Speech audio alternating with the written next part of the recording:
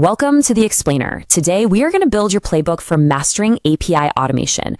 We're talking about a guide that will completely transform how you approach testing right from the ground up. Okay, let's just start with a problem that, if you're in QA, you know it all too well. You spend hours, maybe even days building that perfect UI test. It's beautiful. And then it fails. Why? Because a button's ID changed, or maybe the network just hiccuped for a second. It is so frustrating, and it just grinds everything to a halt. But what if there was a better way? A more direct way to test what your application is actually doing?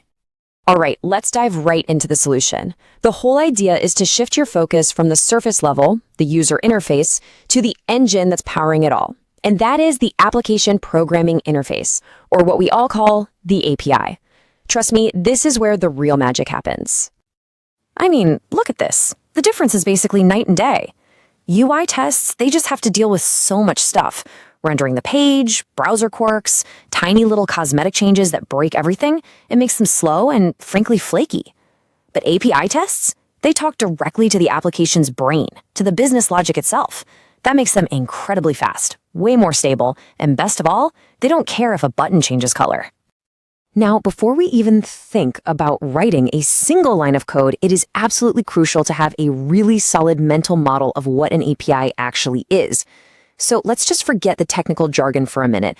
The best way to get this is with a few simple real-world analogies. Okay, I love this one. Think about it. A restaurant menu is basically a contract. It tells you exactly what you can order and what you should expect to get back.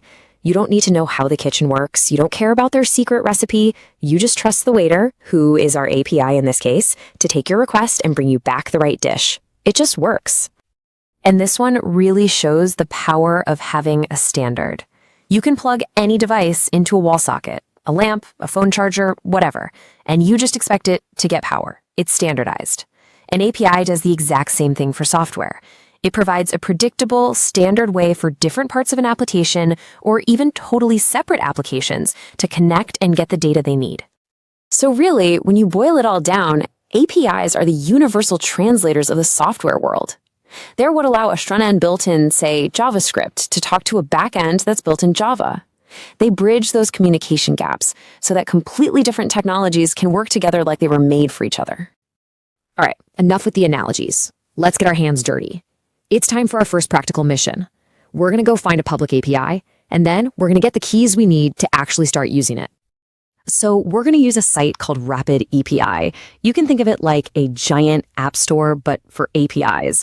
And the process is super simple. First, you search for what you need. Let's say you want a stock price API. Then you pick one that looks good and is well maintained.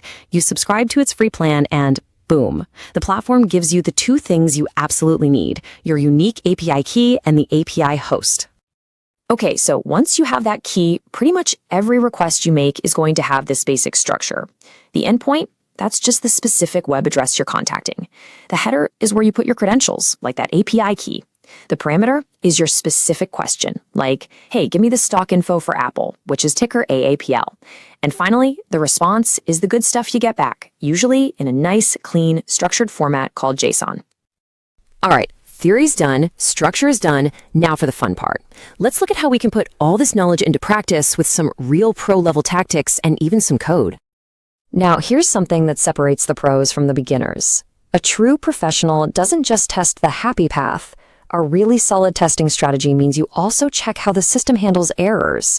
So, for example, you should write a test that intentionally leaves out the API key, just to make sure the system correctly fires back with a 401 unauthorized error.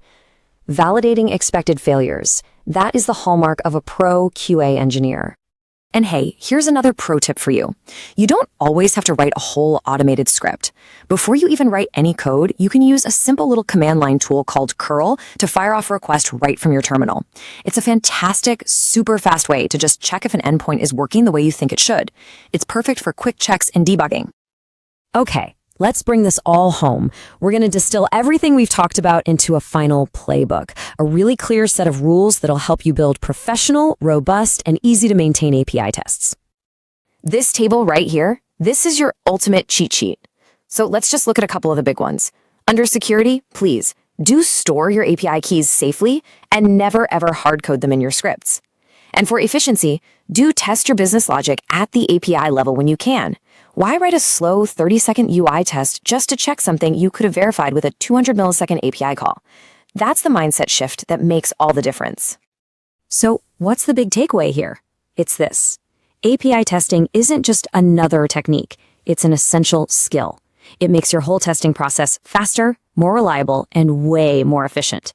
You now have the foundational playbook to get started. So the only real question left is, what's the first slow, flaky UI test you're going to replace?